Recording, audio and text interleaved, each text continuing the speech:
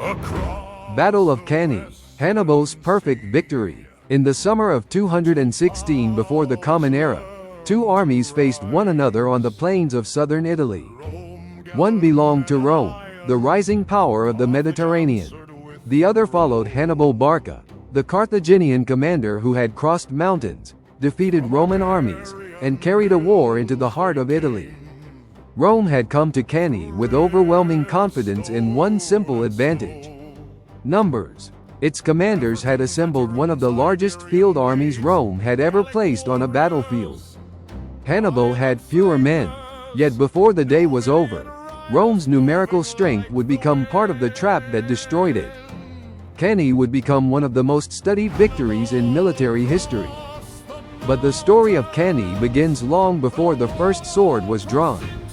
Rome and Carthage had already fought one enormous war for control of the western Mediterranean. The First Punic War ended with Roman victory and Carthaginian losses, including Sicily. Carthage then looked west. In the Iberian Peninsula, the Barca family helped create a new center of Carthaginian power. Hamilcar Barca began the expansion. Hasdrubal continued it. Then command passed to a young Hannibal. Hannibal inherited more than territory. He inherited an army built from different peoples, different military traditions, and different ways of fighting. Africans, Iberians, Gauls, Numidians, Balearic light troops, men who did not share a common homeland would eventually fight together under one commander. That ability to combine different forces would become one of Hannibal's greatest strengths. Conflict with Rome intensified around Saguntum in Iberia. War followed, but Hannibal did not wait for Rome to dictate where that war would be fought. He decided to take it into Italy. His army moved north through Iberia, crossed the Pyrenees, passed the Rhone, and approached the Alps. Then came one of the most famous strategic marches of the ancient world. Hannibal crossed the mountains and descended into northern Italy. The journey cost him men, animals, and strength. But it achieved something far more important. The war was now on Roman soil.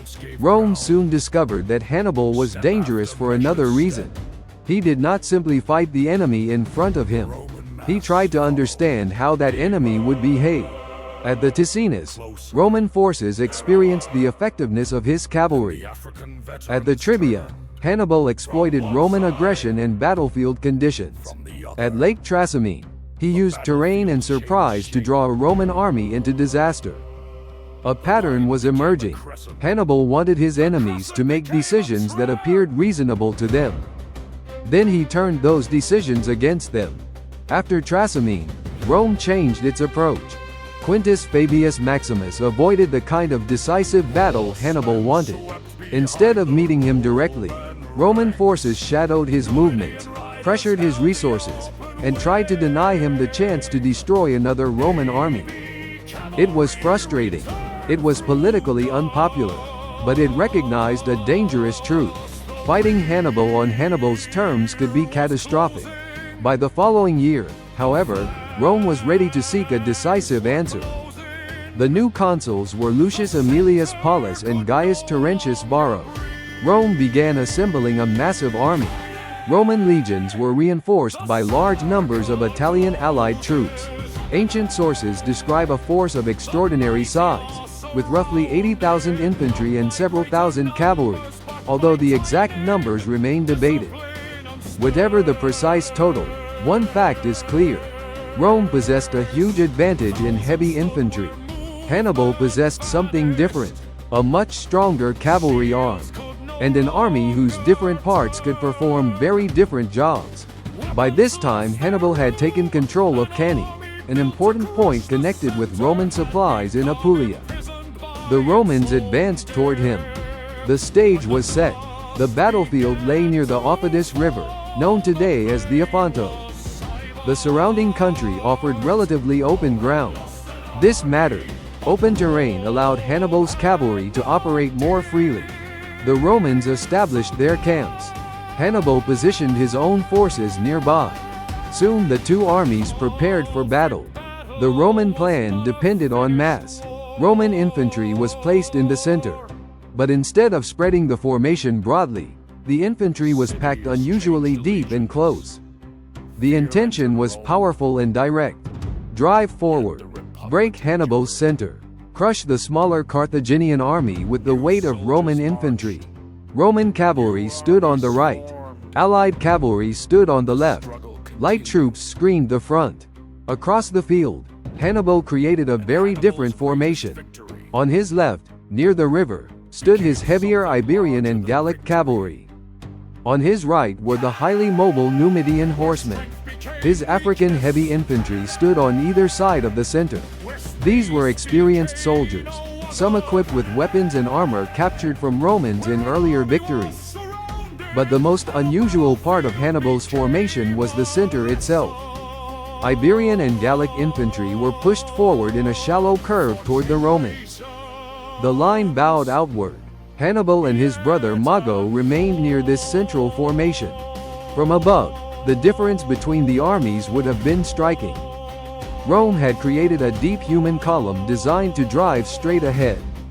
Hannibal had created a flexible line designed to change shape. The battle began with light troops. Javelins, sling stones, and missiles crossed the space between the armies.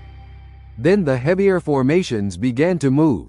On Hannibal's left, the Iberian and Gallic cavalry collided with Roman horsemen near the river. The fighting was fierce and close. This was not an elegant exchange of cavalry maneuvers. Men fought at short range. The Roman cavalry began to lose cohesion.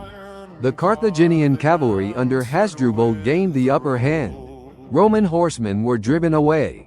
The first part of Hannibal's plan was working. One Roman flank had lost its cavalry protection. But the greatest drama was unfolding in the center. Roman infantry crashed into Hannibal's Iberian and Gallic troops. The Romans pressed forward.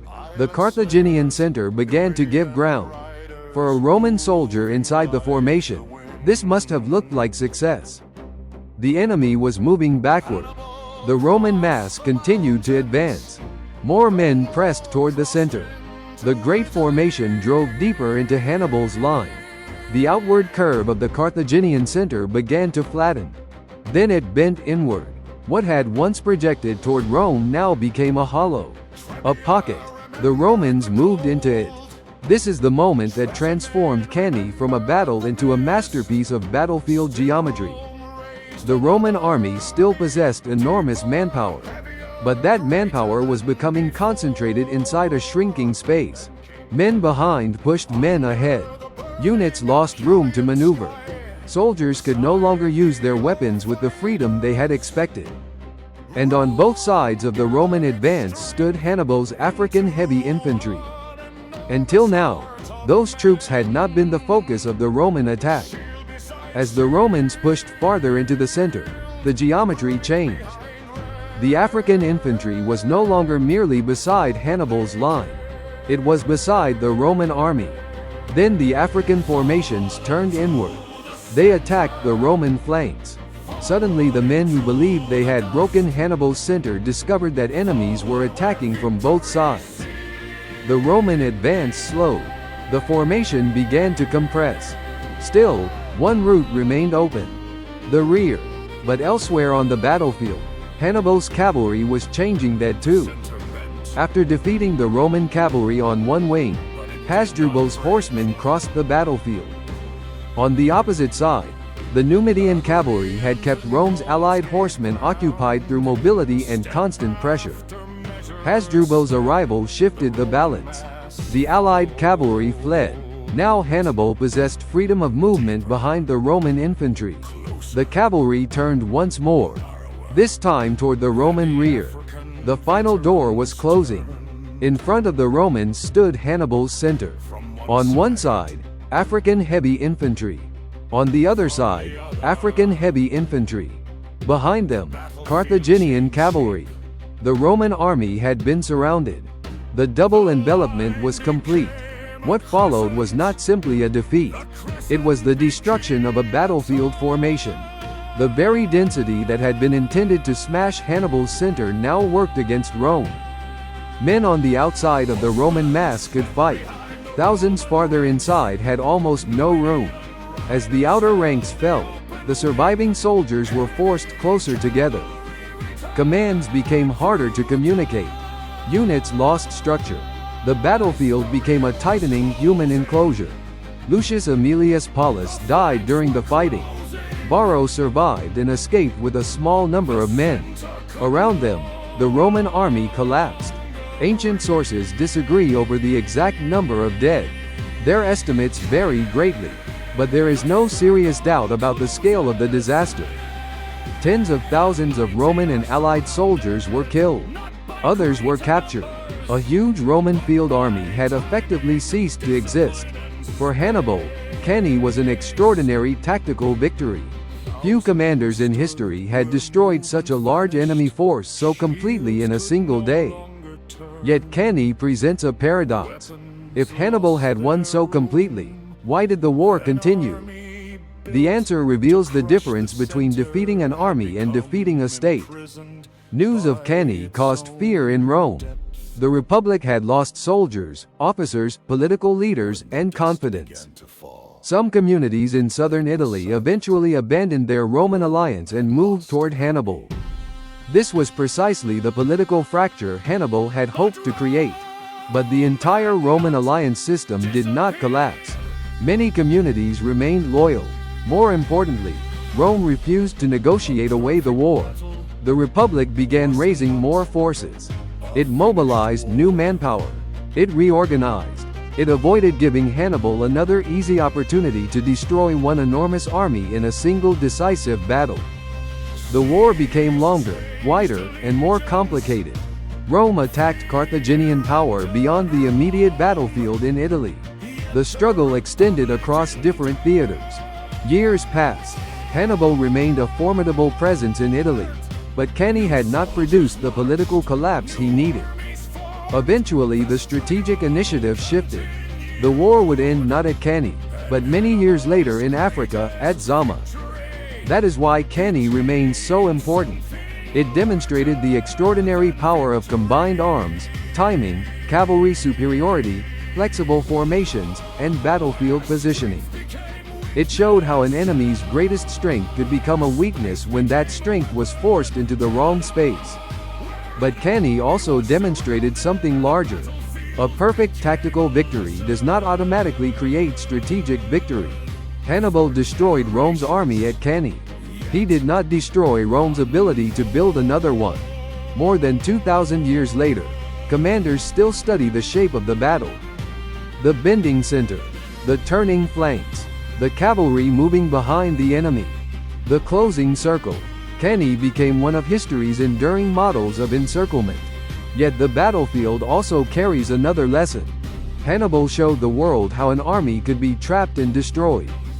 Rome showed how a state could suffer catastrophe, refuse to collapse, and continue the war. That is why Cannae was more than Hannibal's greatest victory. It was one of history's clearest demonstrations of the difference between winning a battle and winning a war. Two powers learn to rise. Rome gathered men and iron. Carthage answered with the road. From Iberian hills they came, through river, stone, and snow. African veterans, Iberian blades, Gallic warriors, island slingers, Numidian riders moving like the wind. Hannibal crossed the mountains, the war crossed into Italy.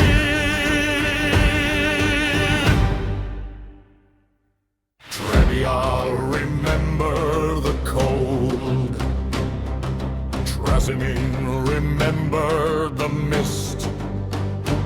Still Rome raised another army, deeper, heavier, greater than before.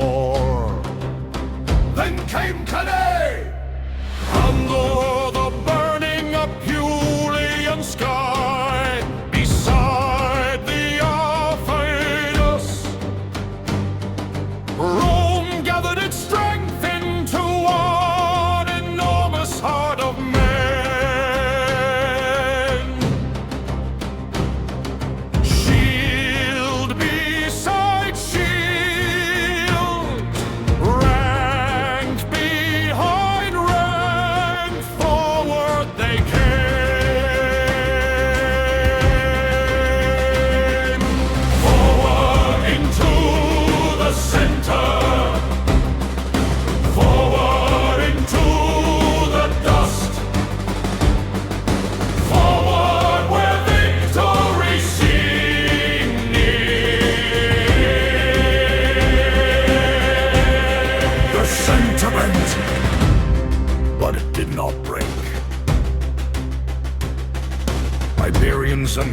gave ground, step after measured step.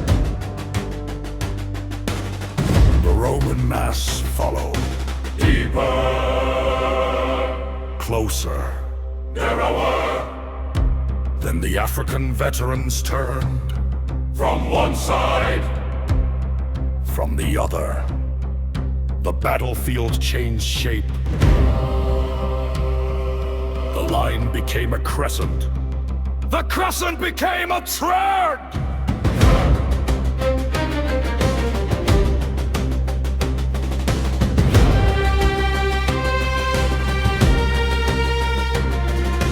Horsemen swept behind the Roman ranks. Numidian riders held the open wing. AB cavalry returned through dust. The rear was closing. The flanks were closing. The center could no longer breathe. Cannae! The circle closes. The mighty are surrounded, not by greater numbers, but by timing, discipline, and space.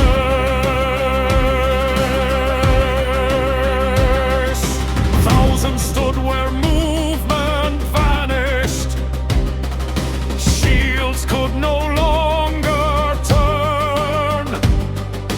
Weapons lost their room. An army built to crush the center had become imprisoned by its own depth. When the dust began to fall, the plain was silent. Rome had lost an army, but Rome had not disappeared.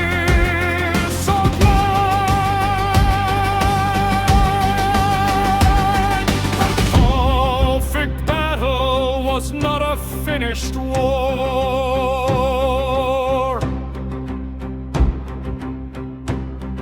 Cities changed allegiance. Fear entered Rome. Yet the Republic endured.